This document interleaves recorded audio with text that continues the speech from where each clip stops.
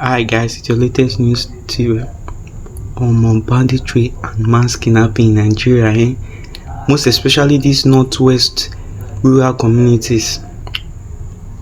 These communities, so they have faced one of the country's most persistent and complex security crisis. So these armed bandits, they continue carry out kidnapping network, maintain pressure on rural communities, disturbing farmers, travelers, and isolated settlements.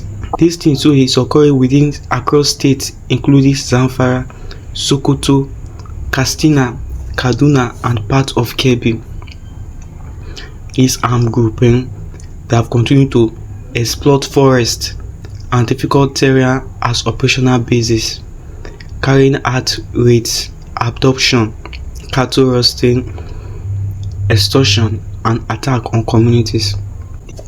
This crisis has created climate of fear in which many residents have been forced to leave their houses due to this insecurity going on in their communities. They have also abandoned their farms, which can lead to increase in cost of stocks in the environment. Guys, recent operation demonstrate both the scale of the threat and the continual military response. In July 2026, Nigeria authorities reported a major offense in Gumi district, Zamfara state. This state, Trump said more than about 300 members of kidnapping and cattle rustling gangs were killed during a 2-day operation. These gangs were involved in kidnapping, livestock theft, and the extortion of farmers. Banditry in this northwest is no longer limited to occasional raids or individual villages. These they have evolved into a wider criminal economy. Kidnappers will kidnap and ask for ransom, to carry out cattle rustling, illegal attacks on farmers, road ambushes, and the occupation of rural spaces. Various security assessments have described bandit groups as fragmented but highly mobile armed network. Many operate from forested areas.